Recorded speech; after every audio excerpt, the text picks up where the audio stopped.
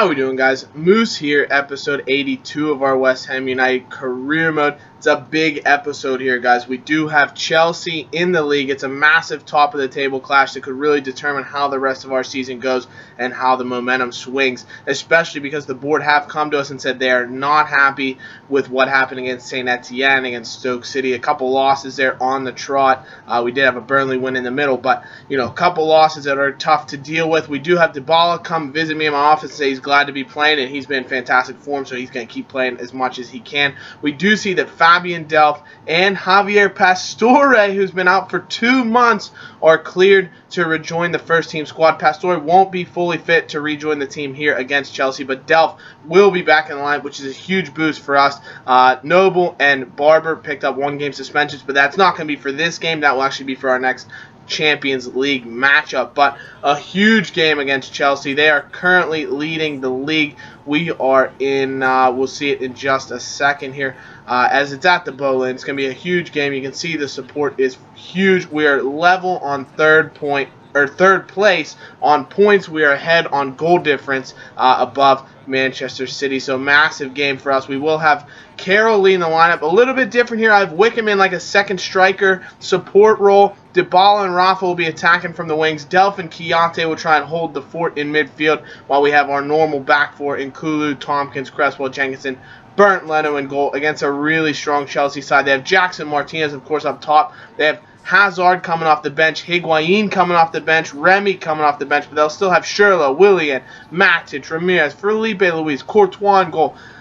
A sensational lineup that we're really going to have to contend with. I mean, when you can bring guys like Hazard and Higuain off the bench, then you're really in a fantastic position. But early on, we do have a chance from a corner that is cleared away. Then in the 17th minute, Courtois with a free kick after what was, I think, an offsides in the box. And Chelsea play long ball here. Schürrle on the ball, plays it through to Jackson Martinez. Nkulu gives chase, but look at the strength from the big former Porto man. Good save from Bernd Leno, but Marco Marin in the back of the net. Just like that. Unbelievable turn of events.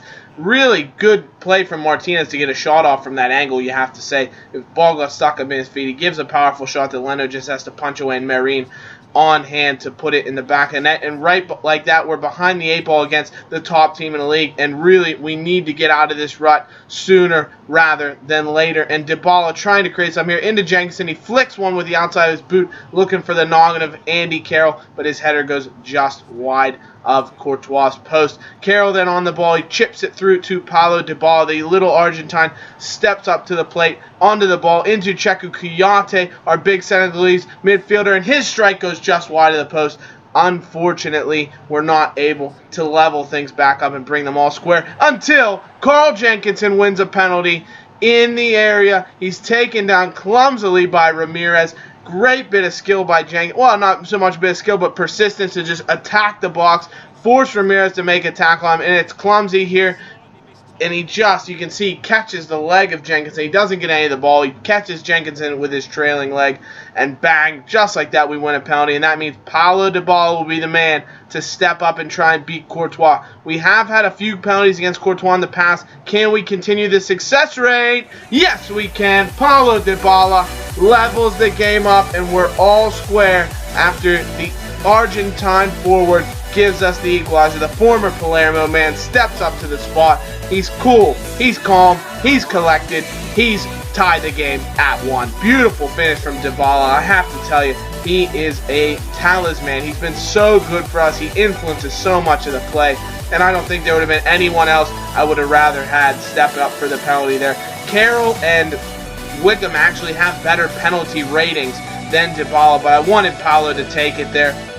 I had him set as our penalty taker for the game, and that's why. It's his 6th goal already in the Premier League. He's our leading goal scorer in the league by a wide margin. He's been in sensational form thus far this year, and hopefully he can keep it up, and he might be well on his way to a Moose's Mighty Hammer of the Year award. That would be fantastic. But Jackson Martinez with a little flicked on header that he gets on target against Bernd Leno, but thankfully for us, it's a simple catch and save for the German goalkeeper. Cresswell then lays the ball square to Fabian Delph into stoppage time in the 45th minute. Forces a great save from Courtois from about 25 yards as he absolutely levers it with his left foot, but but it's a good save by the Belgian goalkeeper. Late, deep into stoppage time here, Rafa finds a head of Andy Carroll. He flicks on, looking for Wickham, and it should have been a second penalty. How the referee doesn't give it. Instead, he says, you know what, let's go for full time, or for halftime. Unbelievable they don't give that penalty as Wickham is dragged down in the box. You can see him shaking his head in disgust that they don't give that foul on Nathan Ake. But we'll have to take what we can. It's a bit of that Chelsea luck. Chelsea fans always complain they don't get the rub of the green, but they're getting decisions like that, and we should have had a second penalty for Dybala to put in the back of the net. Unfortunately, we don't, and that means we'll have to counter here. We do get a bit of luck, as it looked like a Tompkins handball kept the ball away from Bernd Leno's goal, and thankfully a Chelsea miss does send it skying waywardly over the top of the goal. So a bit of luck there. Maybe we'll call it even in terms of fortunate, in terms of penalties. But look at that pass from Fabian Delph. It would have been a wonder ball if Dybala scored. He smashes it off the post, but that was arguably the pass of the season from Fabian Delph. Just threads it through 3 Chelsea defenders and sends Paulo Dybala on his way, but unfortunately we're not able to score. Again, Wickham with a shot that Courtois does well to come out, take away the angle, and just get a piece of, keep it out of the back of the net. Fabian Delph, we're continually putting the pressure on this Chelsea backline right now. They've gone full Mourinho. They are sitting back, trying to keep the ball out of the back of the net and just keep really for a draw at this point. Another beautiful through ball from Fabian Delph into Dybala. It's the second time that Dybala is not able to finish it from open play, and as such, we are still stuck at a 1-1 stalemate. Willian's shot deflected just wide by Nkulu. Good solid defense here as we get closer and closer toward the end of the game. Delph finds Andy Carroll. Lord Andrew plays the ball into Connor Wickham. Great fake shot. Tries to create some space. And Courtois, again, what a save by the 6'7" Belgian. He's looked about 12 feet in the net right now with the way we're shooting on him. We can't seem to find the back of the net. Dybala creating with a nice fake shot to skip around Willian. Uses his pace. Lays it off to Cheku Kouyaté. Eventually the Senegalese holds it up for the England man Fabian Delph, out wide to Carl Jenkinson. The former Arsenal right back comes in, plays it back to Kouyaté. He finds Connor Wickham. Great strike again, but it's straight down the heart of defense and into the chest of Courtois, where he keeps it out of the back of the net one more time. Chelsea now on the attack. They brought on Higuain for Jackson Martinez. They brought on Hazard for Schürrle. That allows him to have so much pace and ability up front. Higuain looks the man to score, and thankfully for us, his left-footed shot goes just wide of the goal. And now into the waning moments of the game, the dying embers. Fabian Delph on the ball. He's trying to create something. Doesn't see a ton of space. Dybala has to turn back on himself. Felipe Luis does take the ball away, but Willian passes it out to Ramirez, and Ramirez with another sloppy touch allows Jenkinson to get the best of him again. He plays the ball into Andy Carroll. Carroll beats Ivanovic. Can he skip around the defender? He strikes it! Lord Andrew! Sir Andrew, Lord of Carroll. I got messed up. Tongue twister, but no tongue twister for Carroll. He puts it in the back of the net, and surely that has to be the 3 points. Andy says, surely it is, but don't call me Shirley. Call me Sir Andrew, Lord of Carroll, hero at Upton Park. What a goal by the man who looks to be on his way out of the team if he can't start scoring goals, and that's a great way to pick up where he's left off, because that is a wonder goal that will do amazing things for our confidence, for the board's confidence in us as the manager, and taking this team where we need to go. What a finish from Carroll, and that would be all she wrote. The referee blows the full-time whistle, and it's a massive, massive 2-1 victory over league leaders Chelsea. That actually brings us level with them on 25 points, so we could be in tied for the league depending on how things turn out in the other games. But for me, man of the match has to be Andy Carroll for that huge goal. FIFA's man of the match was Dybala. He does get 1 Moose's Mighty Hammer point vote for me, and 2 points go to Fabian Delph, who was a tank in the middle of the field, splitting passes left and right. You saw how many he threw to Dybala, and really was a talisman for us in the center of the park. But it's a huge victory. We then see Downing does come back from an injury, so we're getting a few guys back off our medical bill and hopefully return to full game time. We will take a look at the injury report right now. You see Downing 9 days left before he'll be fully fit. Rabiot 2 weeks to go. Grenier 2 days to come back from his pulled calf, and Pastore 13 days until he's fully fit from that broken toe. So we have a lot of midfielders on the list there, but thankfully the other guys are picking up the slack, and I can't wait to see guys like Pastore and Grenier back in the team. So like I promised, we will have a bit of a league roundup right now, see how things are going around the world. Man City are actually 1 point ahead of us because they did pick up a victory, where we have Chelsea, West Ham, and Manchester United all tied for second based on, and then they're separated by goal differential. QPR, Norwich, and Burnley, the strugglers in the league right now, but the real surprise is Liverpool in 17th. We then take a look. You see, we haven't gotten the FA Cup yet, but Capital One Cup, we're into the quarterfinals. We will have Crystal Palace.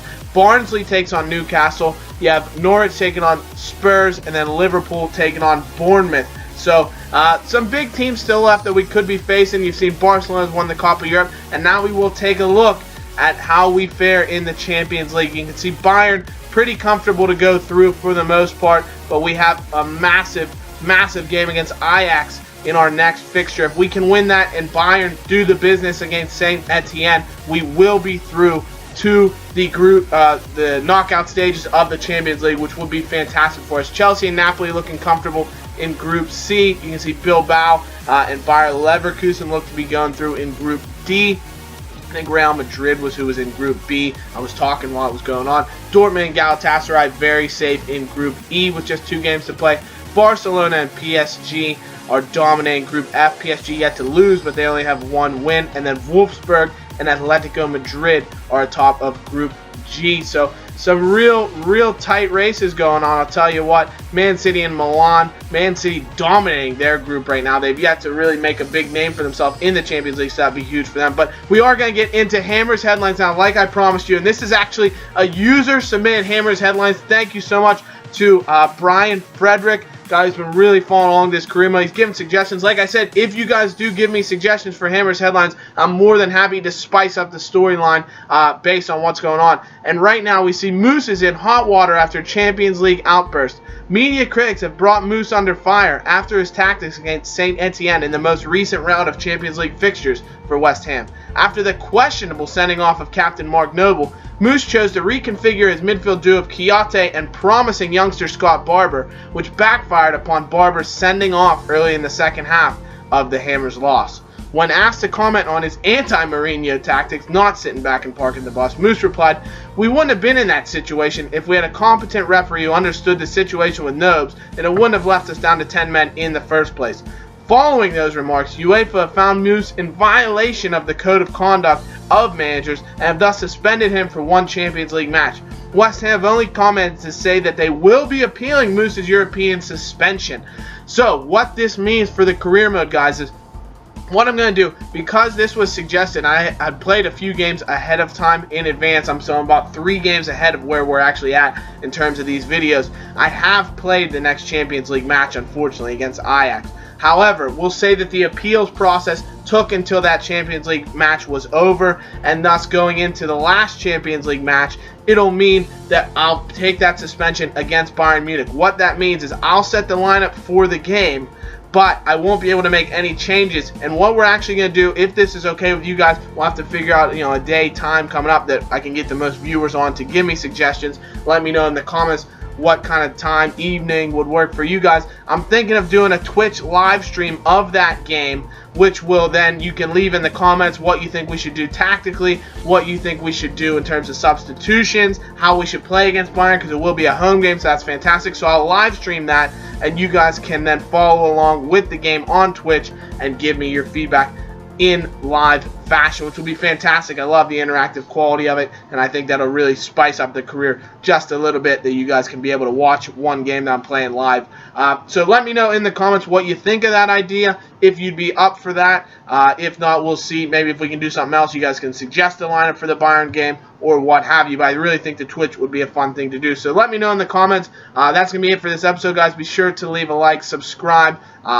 Tell everybody else if they want to watch a West Ham career mode, if they're big career mode fans of something with a storyline, to come here, check this out, and really get involved with the career mode, because we are going to be running this all the way until the end of FIFA 15 and FIFA 16 starts. So, we'll see you in the next episode, guys. I hope you have enjoyed it. Be sure to leave comments, and we'll see you then. Bye-bye.